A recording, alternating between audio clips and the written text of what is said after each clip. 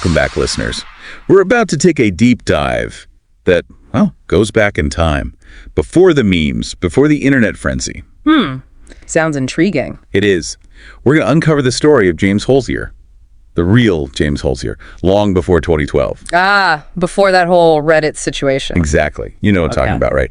When he became, let's just say, extremely well-known online. It's fascinating how we often only see the surface of someone's life. Especially in the digital age, we get these snapshots, these memes, these viral moments, and we think we know the person. Right, like we've got them all figured out. Yeah, exactly. But what about everything that came before? What shaped them? What were their passions, struggles, fears? That's what we're going to explore today. We're going beyond the headlines, beyond the internet persona. We've got a stack of articles, interviews, even some personal anecdotes. Sounds like we've done our homework. We have. All painting a picture of Holzier before he became, shall we say, an internet phenomenon. And trust me, it's pretty fascinating. We're talking near-death experiences, a surprising connection to The Notebook, hidden talents, you name it. Okay, I'm hooked. Let's start in the beginning. James Holzier's early life. It's anything but ordinary. Multiple miscarriages before his birth, early health scares, doctors even doubting his survival. Wow, talk about a dramatic entrance into the world. Right. Born in Fairfax, Virginia, to Christine and Jim Holzier, his very existence seems like a testament to resilience. To overcome so much right from the start, it makes you wonder if that instilled a certain strength in him, a certain drive to defy the odds. That's a really thought-provoking idea. Those early challenges often shape us in ways we don't even realize. Absolutely. It's like life was testing his mettle from the get-go. Yeah. And speaking of defying the odds, it seems that drive translated into his early passion for acting. Our sources describe him as a child, completely captivated by performers, just absorbing their every move. I can picture that, a child completely mesmerized by the stage. Then as a teenager, he was the only minor allowed in adult acting classes. Can you imagine the dedication, the talent that must have required? It's remarkable, a testament to his commitment to his craft. And it's even more striking when you consider that he actually turned down management offers as a teen. He wanted to focus on honing his skills, on staying true to his own path, rather than getting caught up in the whirlwind of early fame. It's a rare quality, especially in an industry that often prizes hype over substance. It really speaks to his integrity as an artist. He wasn't chasing quick success. He was in it for the long haul. He understood that true artistry takes time, dedication, and a willingness to put in the work. And it's not just his passion for acting that reveals his character. This next part is going to blow your mind. Holzier had multiple brushes with death. I'm talking a near-fatal fall from a roof, impalement on a spiked gate, even a fire accident that miraculously left no scars. It's almost unbelievable to face mortality so many times, so young. It's bound to have a profound impact. It makes you wonder if that's where his reported humility stems from. His appreciation for life's simple pleasures. People who've stared death in the face often develop a different perspective. A deeper understanding of what truly matters. Exactly. It's like each of these experiences added another layer to his being, shaping his outlook on life and perhaps influencing his approach to his craft.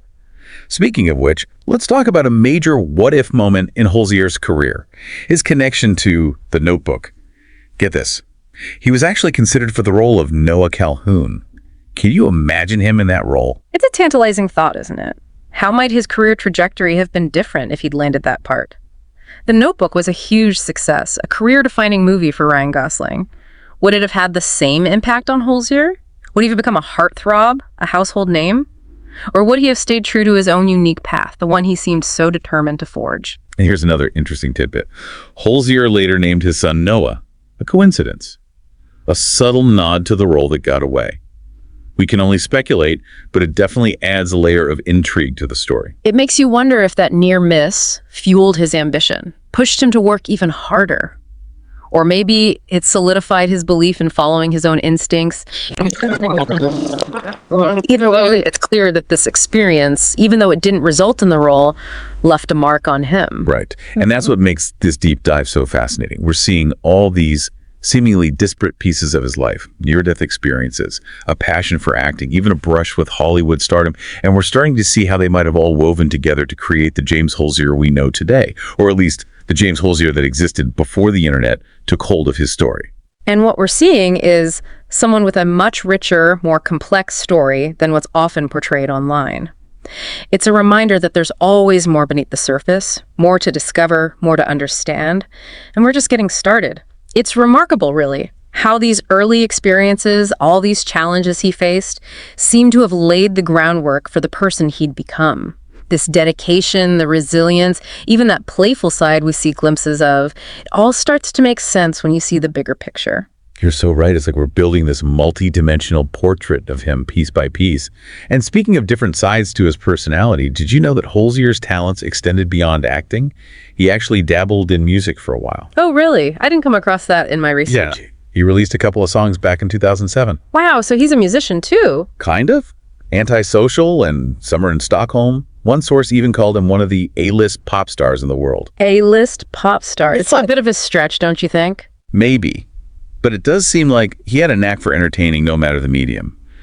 Clearly, he wasn't afraid to experiment, try new things, push his creative boundaries. And then there's his book series, Those Who Dwell in the Dark, published in 2020, another feather in his cap. Right. It makes you wonder what kind of stories he chose to tell, what worlds he created with his words. It's fascinating to see how his creative energy manifested in different forms. And it's not just the arts. He was also a huge video game enthusiast, loved playing basketball. Yeah. Always seeking new ways to engage with the world around him. I love that. It paints a picture of someone who's curious, engaged, always looking for new challenges. Definitely a multifaceted personality. And then there's his personal life, which is equally fascinating. He's a dedicated family man, married to Kimberly Quintana, a talented photographer. They have 2 children, Emily, from his first marriage, and Noah, their son, born in 2013. Wait, Noah, as in Noah Calhoun. Remember that what-if moment we talked about earlier? About Holzier almost getting that role? Naming his son Noah. It's like a beautiful echo of that missed opportunity, a way of bringing it full circle. That's an interesting thought. It really makes you think about the choices we make in life, the paths we choose, and how even the ones we don't take can still leave a lasting impact. Right. And speaking of choices, there are a few anecdotes about Holzier that really paint a vivid picture of his personality. There's the story of him dedicating a song to his girlfriend during a banquet, a large banquet.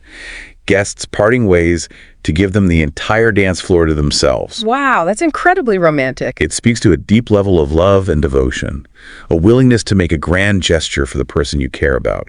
It's such a heartwarming story, and it really shows a different side to him, a side that's often overshadowed by his later internet persona. It humanizes him, makes him relatable. Exactly. And then there's the time he snuck a canoe into his pool A canoe? In his pool? to prank guests. Okay, that's hilarious. It's such a playful, mischievous act. It really humanizes him, Shows that he wasn't afraid to let loose, to have fun, to create memorable moments for those around him. It's a reminder that he was more than just an actor or a meme. He was a real person with a sense of humor, a love for life, a desire to bring joy to others. Right. And then there's the story about him sneaking alcohol onto a cruise ship with his buddies. That's classic. Sneaking booze onto a cruise ship. It's a little bit rebellious, a little bit daring, and definitely a whole lot of fun. I can just picture him charming his way past security with a mischievous grin. These anecdotes, they add so much color to his story. They reveal a man who is clearly full of life, a bit of a rule breaker, someone who wasn't afraid to take risks and embrace adventure. It's a side of him that we rarely get to see in the online world, where everything is often reduced to sound bites and sensationalism. Exactly. It's like we're piecing together this puzzle, and each anecdote, each fact, each story reveals a new and surprising piece of the James Holzier that existed before the internet took hold of his narrative. And that brings us to a pivotal moment in his life, a moment that would forever alter his public image and shape the way the world saw him. You're talking about 2012, right? Yeah. The year that James Holzier became an internet meme. Yes. It's a story that's both fascinating and cautionary. A stark reminder of the power and the peril of online fame. Are we ready to dive into that part of his journey? I think we have to be careful here. Remember, we're trying to uncover the real James Holzier, not the internet's version of him. You're right. It's easy to get caught up in the sensationalism, the clickbait headlines, the viral spread of information, especially when it comes to something like internet memes. But we need to remember, there's a human being at the center of all this. Someone whose life was irrevocably changed by this online phenomena. And that's what we need to focus on. The human story, not the internet frenzy. It's strange to think about, isn't it? What's that? All these rich experiences, the near-death moments, the almost fame, the dedication, it all happened before the world knew his name. for something else entirely. You're talking about the meme, right? Yep. Yeah, 2012, that's when everything changed. When a Reddit thread went viral. And suddenly, James Holzier became, well, a meme. It's crazy how a single online event, like a Reddit thread, can completely shift someone's public image. Especially for someone who wasn't exactly a household name at the time, the internet has this incredible power to amplify, to distort, to create narratives that sometimes, well, they have very little to do with reality. And unfortunately for Holzier, the narrative that emerged wasn't exactly kind. No, not at all. The thread focused on some of his more, shall we say, eccentric moments. Presented in a way that was, let's be honest, designed to be funny, to get clicks, to generate shares. And what gets lost in that online frenzy is the human being at the center of it all. The internet reduces people to caricatures. Strips away their complexities, their vulnerabilities, their humanity. And it's ironic, isn't it? What's that? Because he did have this playful side, this sometimes outrageous side, as we've seen. It was just one facet of who he was, though. Right. And the meme took that one aspect and blew it up, making it seem like the entirety of his being. It's like looking at a single brushstroke and assuming you know the whole painting. Exactly. So what happened to James Holzier after the meme took off? Well, it seems like he took it all in stride. He didn't shy away from it, didn't try to pretend it wasn't happening. From what we've gathered, he actually incorporated it into his online presence, referenced it in interviews, even used it to connect with fans in a self-deprecating way. That's interesting. Almost like he was reclaiming the narrative, taking control of the joke. Refusing to let it define him. Exactly. It's like he understood that fighting against the tide of the internet was futile. So he chose to ride the wave instead. And maybe even use it to his advantage. It's a savvy move, really. And it speaks to his resilience, his ability to adapt. Think about all those near-death experiences, the career setbacks, the ups and downs he'd already faced. He'd already proven he could handle adversity, that he could bounce back from challenges. And this meme, in a way, was just another challenge to overcome. Albeit a very public and very strange one. It makes you wonder how this whole experience might have shaped him. Did it make him more cautious, more guarded? Or did it reinforce his belief in being authentic, in staying true to himself, even in the face of online ridicule? It's a question worth pondering. And it reminds us that even after all this, there's still a lot we don't know about James Holzier.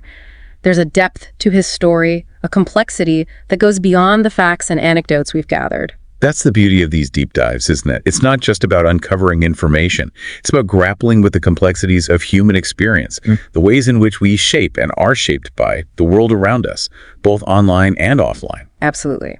So as we wrap up our exploration of James Holzier, what are some key takeaways? What should our listeners keep in mind? Well, I think it's crucial to remember that people are more than their online personas, more than the memes they inspire, the headlines they generate. There's always more to the story. Always more depth to be discovered. And Holzier's story is a powerful reminder to question the narratives we see online. Don't take everything at face value. Dig deeper. Seek out different perspectives. Remember, the internet often amplifies the extreme, the sensational, the outlandish. And finally, I think there's a valuable lesson here about resilience, about the power of owning your story, even when it's been twisted or misrepresented. Holzier could have retreated from the public eye, but he chose to engage, to reclaim his narrative, to show the world that he was more than just an internet joke. Oh. Yeah, we're going back in time a little bit to 2012. Okay. Back to the Wild West of the early internet. All right. To unearth a really bizarre corner of Reddit. And Yeah. you know how everyone's always talking about those early internet celebrities like Smart School Boy 9? Right. Or Terry Yumi, Yeah. those names. Yeah. Well, we are going to be talking about a guy named James Holzier, Okay. who you probably have never heard of. I haven't. And for good reason, but trust me. Okay. This is a fascinating story, and it all starts with his IMDb page, which reads less like a professional biography and more like a really strange work of fiction. Yeah, and what's so fascinating about this is that James Holzier was this relatively unknown actor who for a very brief period became this object of intense scrutiny on Reddit.